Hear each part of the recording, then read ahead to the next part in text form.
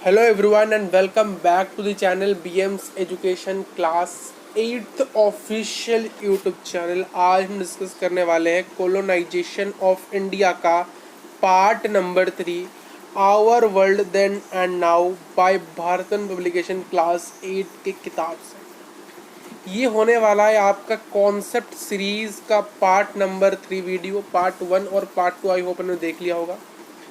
यार चैनल को सब्सक्राइब कर लेना इसी प्रकार के कंटेंट को अगर आप देखना चाहते हो, और बेल आइकन को यार ज़रूर प्रेस कर लेना नोटिफिकेशन के लिए। तो आइए स्टार्ट करते हैं लेक्चर को। देखिए पिछले क्लास में हम बैटल ऑफ प्लासी तक पहुंच गए थे। आज हम स्टार्ट कर रहे हैं बैटल ऑफ बक्सार से।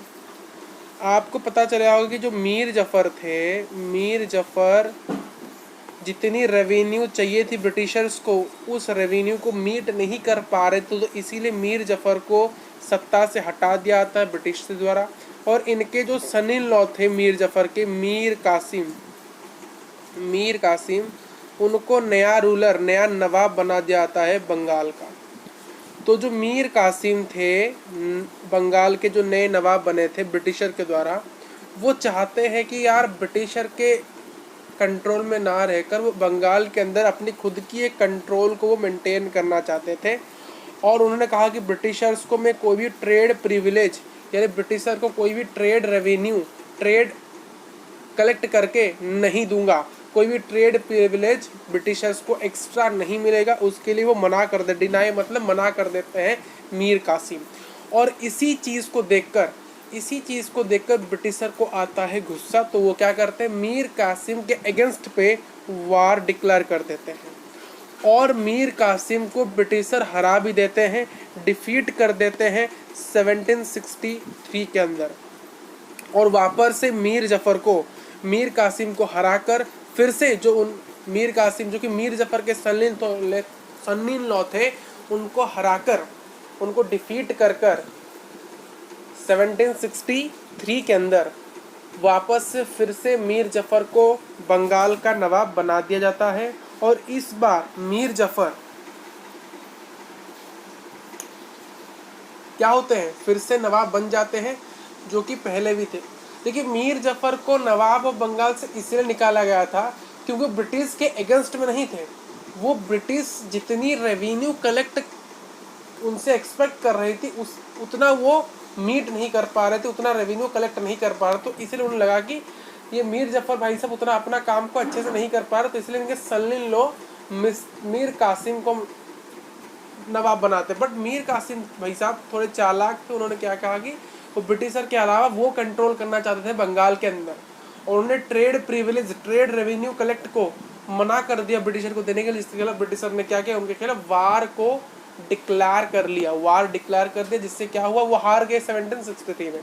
तो इसीलिए कहा था ये जो पूरी स्थिति थी ये थी बैटल ऑफ बक्सार की। और बैटल ऑफ बक्सार में ब्रिटिशर जीतती है फिर से बंगाल में फिर से रूल एस्टेब्लिश करती है कौन, British, bye winning the battle of Berkshire, जो कि 1764 में हुआ था। ठीक है, जो कि 1764 में हुआ था। इसका रिजल्ट क्या था यार, वो देखिए एक जैसे ही डेथ हो गया मीर जफ़र का, मीर जफ़र के मरने के बाद जो नवाब था, जो न्यू नवाब बने थे बंगाल के, उन्होंने जितनी भी सारी मिलिट्री पावर थी बंगाल की, जितनी भी जुडिशियल पावर थी बंगाल की, उसको कंपनी को दे दिया। और बंगाल के बाद, बंगाल में रूल एस्टेब्लिश करने के बाद ब्रिटिशर्स किसी और जगह में चलने लगे। जो रॉबर्ट क्लीव थे, देखिए रॉबर्ट क्लीव पहले कौन थे भाई, रॉबर्ट क्लीव पहले क्लर्क हुआ करते थे।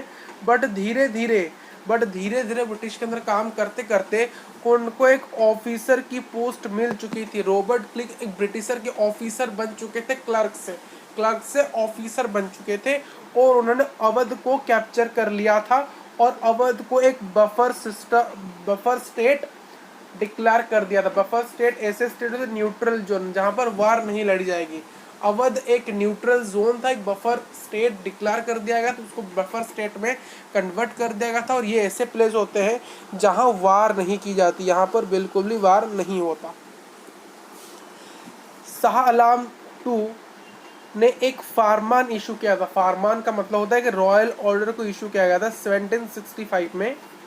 जो कि कंपनी को ग्रांट करती है दीवानी। ये दीवानी क्या है? देखिए, दीवानी office of the revenue collector, जो ऑफिस होता है रेवेन्यू कलेक्टर को, उसको दीवानी कहा जाता है। और बंगाल, बिहार, उड़ीसा अब परमानेंट बेसिस। देखिए उड़ीसा, हालांकि आजकल उड़ीसा को उड़ीसा कहा जाता है, उड़ीसा उस समय उड़ीसा कहा जाता था। उड़ीसा, बिहार, बंगाल, इन सभी के जितने भी सारे ऑफिसेस थे रेवेन्यू कलेक्टर के, जो कि दीवानी था, उन सभी को ये शाह आलम दो एक रॉयल ऑर्डर पास कर देते हैं और कहते हैं कि आप बिहार के अंदर, उड़ीसा के अंदर और बंगाल के अंदर रेवेन्यू कलेक्ट के परमानेंट बेस, परमानेंट ऑफिस को बना सकते हो, एस्टेब्लिश कर सकते हो। उसकी परमिशन दी गई थी by a passing a royal order. उसके बाद क्या होता है? देखिए धीरे धीरे कंपनी क्या करती है, धीरे धीरे अपनी पूरी कंट्रोल, एक complete control revenue collection, military crime jurisdiction के अंदर बैठा लेती है।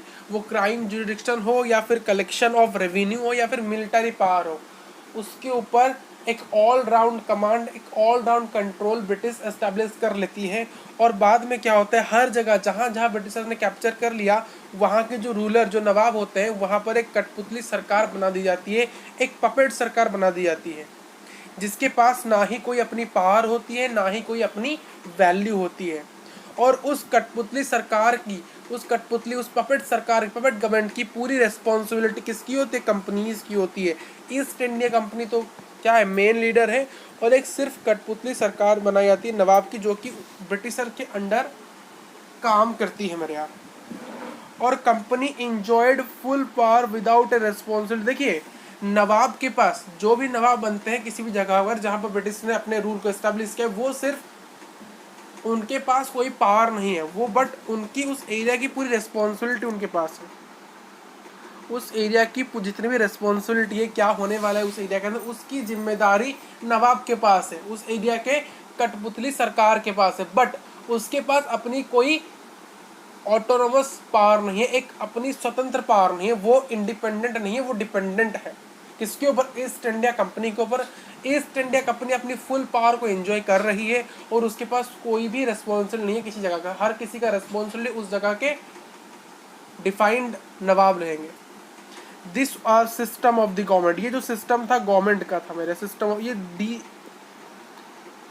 डी नहीं है, ये the, this is the system of the government. British सरकार का ये सिस्टम था। हर जगह जाएंगे, कैप्चर करेंगे, वहाँ कठपुतली सरकार बनाएंगे। वो कठपुतली सरकार की कोई औकात नहीं, कोई पावर नहीं, बट उस जगह की पूरी रेस्पॉन्सिबिलिटीज है और कोई वैल्यू भी नहीं है।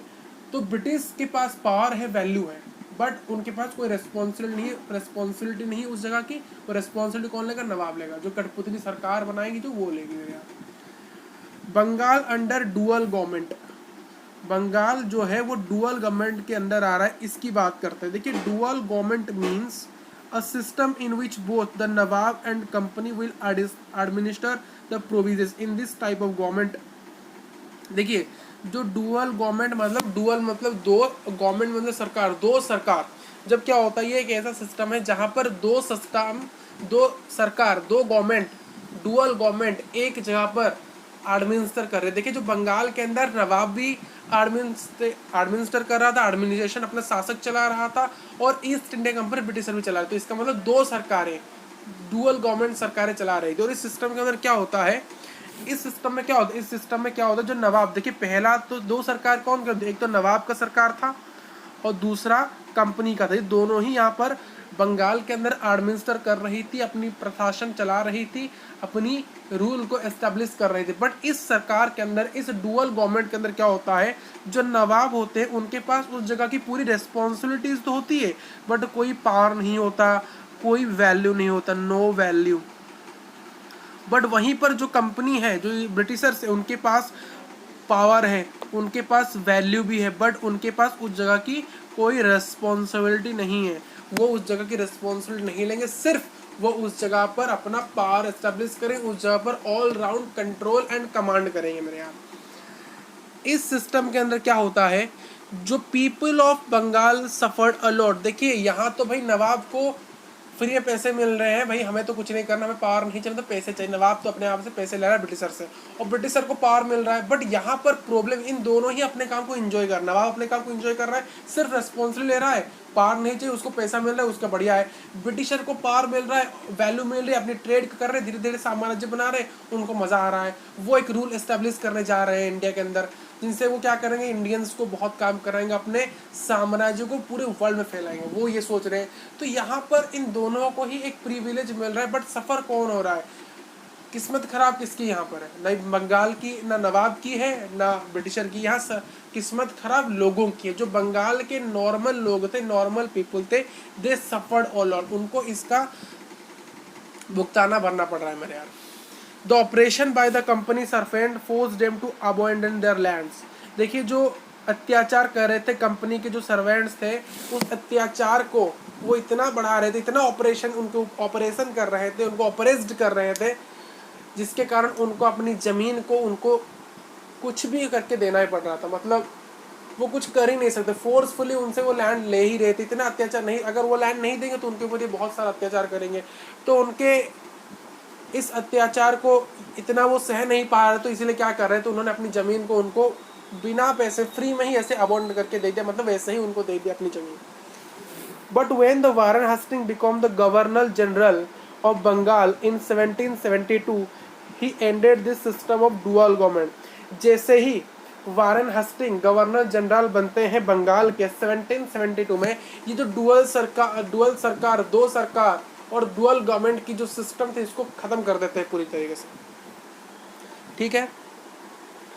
The expansion of British empire in India, क्या कैसे एक्सपांशन हुआ, कैसे बढ़ी ब्रिटिश एम्पायर इंडिया के अंदर, आइए बात करते हैं।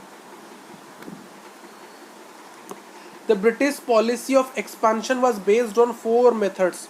देखिए ब्रिटिशर कैसे इंडिया के अंदर एक्सपांशन कर रहे थे, अपनी टेरिटरी को बढ़ा रहे थे, इन 4 मेथड्स के। पहला मेथड है बाय कॉन्क्वेस्ट, पहले मेथड है बाय कॉन्क्वेस्ट कर कर, दूसरा मेथड है सब्सिडियरी अलियंस बनाकर, तीसरा मेथड है by doctrine of lapse, fourth method है by system of maladministration. ये शायद माल नहीं है, एक मिनट मुझे चेक करने दो। फोर्थ मेथड है क्या, bye system of mall administration. देखिए माल एडमिनिस्ट्रेशन सही है, इसका मतलब क्या है लिख लो यहां पर, डिसऑनेस्ट एडमिनिस्ट्रेशन।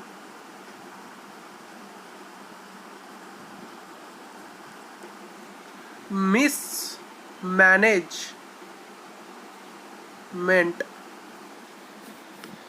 तो जो ब्रिटिशर्स थे, ब्रिटिश एम्पायर थे, वो ब्रिटिश एम्पायर 4 तरीकों से अपनी एक्सपांशन, अपनी ट्रेड की बढ़ोतरी कर रहे थे, 4 मेथड को यूज कर रहे हैं। पहला है बाय कंक्वेस्ट, सेकंड है by subsidiary alliance, next doctrine of lapse, next by the system of maladministration, जिसका मतलब डिसऑनेस्ट एडमिनिस्ट्रेशन या तो मिसमैनेजमेंट।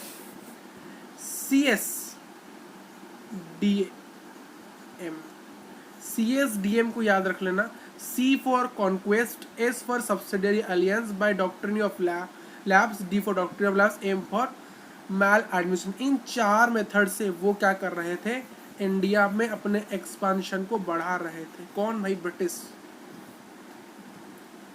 ठीक।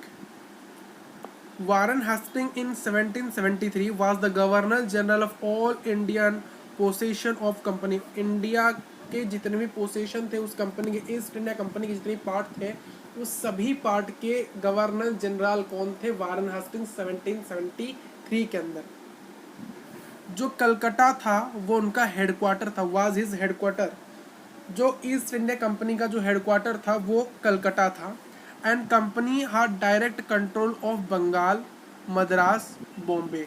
और वहीं से कलकत्ता से कंपनी बंगाल पर, मद्रास पर और बम्बे पर अपनी पूरी कंट्रोल बनाए रख रही थी कलकत्ता से, जो उनका हेडक्वार्टर था। British also had indirect control over Awadh and Karnataka. जो कर्नाटक रीजन था जहां पर कर्नाटक वॉर्स लड़े गए, तो वहां पर और अवध पर उनकी इनडायरेक्ट कंट्रोल थी। ठीक।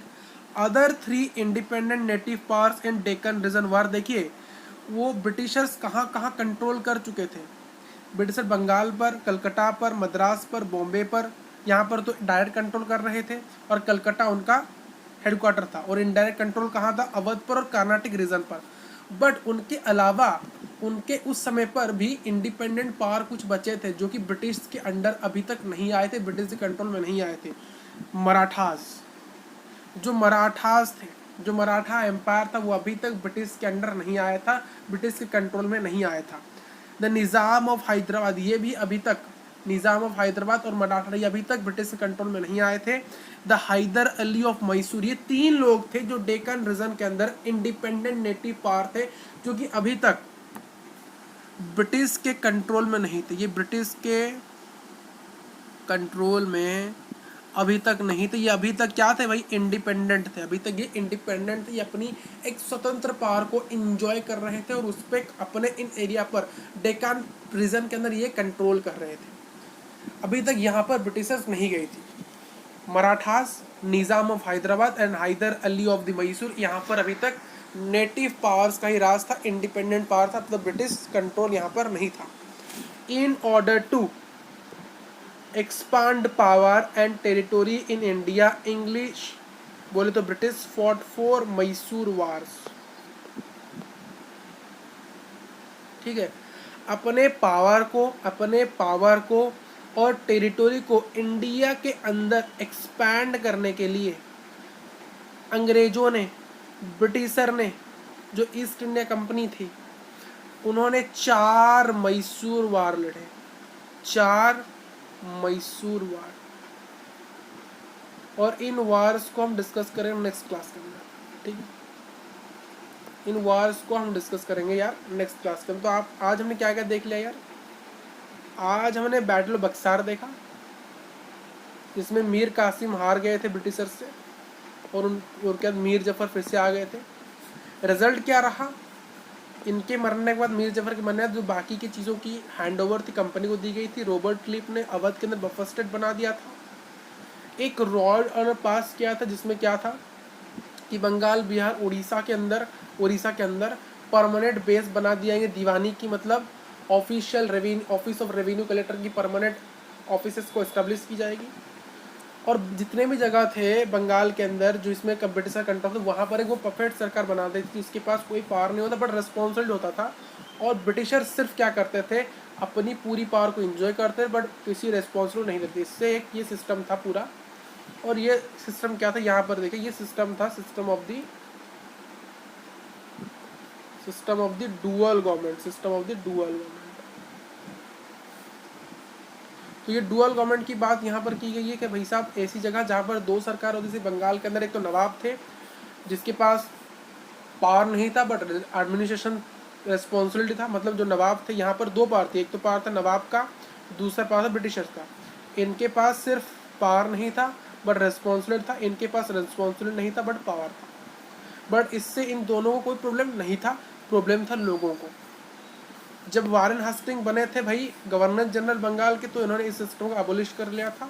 और ब्रिटिशर्स यार 4 मेथड से इंडिया के अंदर एस्टेब्लिश कर रहे थे अपने रूल को, CDSM के, CSDM में, ओके, CSDM या फिर ऐसे याद रखो CDSM, इसको ऐसे याद रखो, CDSM याद रहेगा, CDSM। CD/DVD होता है ना, CD/DVD और SM,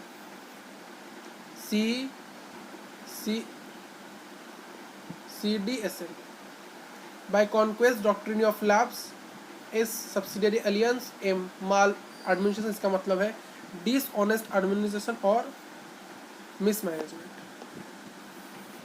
और जिस 1773 में इंडिया के हर एक पार्ट पे जहाँ ब्रिटिश का कंट्रोल था वहाँ के गवर्नर जनरल वारेन हस्टिंग थे और कलकत्ता उनका हेडक्वार्टर था जहाँ से कंपनी डायरेक्ट कंट्रोल कर रही थी बंगाल, मद्रास, बम्बे के ऊपर और इनडायरेक्ट कंट्रोल कर रही थी अवध और कर्नाटक रीजन के अंदर। और 3 नेटिव पावर अभी तक डेक्कन प्लेटू में कौन थे डेक्कन रीजन के अंदर जिन पे ब्रिटिश का कंट्रोल नहीं था, वो थे यार मराठास, निज़ाम ऑफ हैदराबाद, हैदर अली ऑफ मैसूर। और बाद में इन टेरिटोरीज को अपने पावर को एक्सपांड करने के लिए ब्रिटिशर ने 4 मैसूर वार लड़े थे। तो ये था यार आपको पूरा चैप्टर। आपको जो प्लेलिस्ट है our world then and now, इसकी प्लेलिस्ट लिस्ट नोट्स मिल जाएगी, वहाँ से प्रीवियस वीडियो जो भी आपने नहीं देखा है वो देख लेना जाके। आपको यार रिवीजन, महा रिवीजन सीरीज भी इसके अंदर मिल जाएगी, देख लेना यार। यार चैनल को सब्सक्राइब कर लेना और इस वीडियो को लाइक करना, और चैनल को यार अपने दोस्तों के साथ इस वीडियो को ज़रूर शेयर करना, और अपने डाउट्स को कमेंट करना। मिलते हैं नेक्स्ट क्लास में।